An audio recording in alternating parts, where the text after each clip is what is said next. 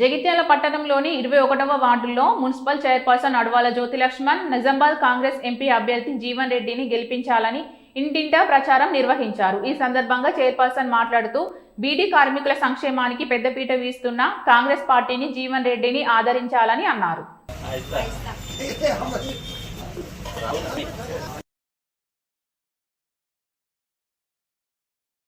జై కాంగ్రెస్, జై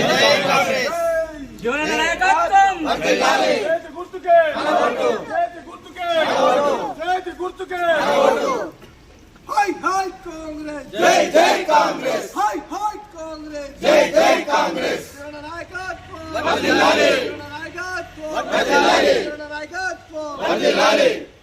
ప్రతి ఒక్క సీనియర్ కార్యకర్తలు 2021 ఈరోజు 20-21 వార్డులలో ప్రచారం మొదలు పెట్టడం జరిగింది. అలాగే అన్ని వార్డులోంచి ఆ వార్డులోంచి వెళ్ళి సీనియర్ కార్యకర్తలు, సీనియర్ నాయకులు అందరూ రావడం జరిగింది. ప్రతి ఒక్క ఇంటికి వెళ్ళి గవర్నమెంట్ ప్రభుత్వం నుంచి వచ్చే పథకాలు చెప్తూ ఉంటే ఆడవాళ్ళు చాలా సంతోషంగా స్పందించి మమ్మల్ని ఇంట్లోకి ఆహ్వానిస్తున్నారు. చాలా అంటే చాలా సంతోషంగా ఉందమ్మా. మేము ఖచ్చితంగా జీవన్ రెడ్డికి మాత్రమే ఓటేస్తామని ప్రతి ఒక్కరు చెప్పడం జరుగుతుంది. చాలా సంతోషం అనిపిస్తుంది. ఎవరింటికి వెళ్ళినా బొట్టు పెట్టి ఆహ్వానిస్తున్నారు. చాలా అంటే చాలా సంతోషంగా ఉన్నది.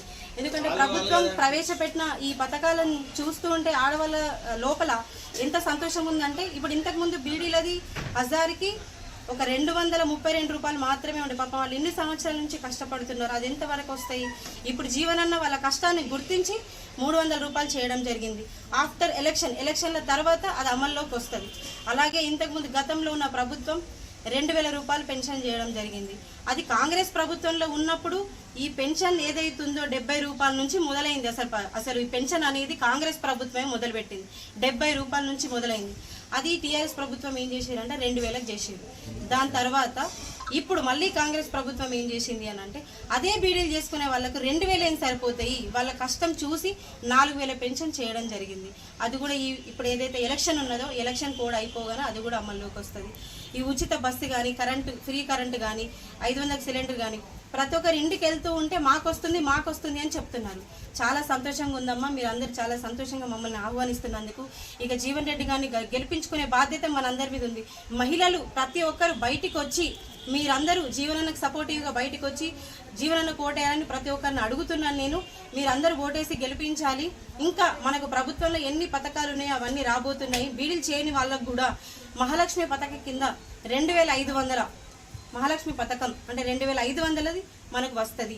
అదే కాకుండా మనకు ఏదైతే బీడీలు చేసే వాళ్ళకు ఉందో ఆఫీస్ ఇక్కడనే, పిఎఫ్ ఆఫీస్ అనేది అది ఇక్కడనే వస్తుంది. అది కూడా జీవన్ రెడ్డి గారు చెప్పారు. అలాగే వాళ్ళ కార్మికులకు హాస్పిటల్ లేదు ఇన్ని సంవత్సరాల నుండి, అది కూడా ఇక్కడికే తీసుకొస్తా అన్నారు.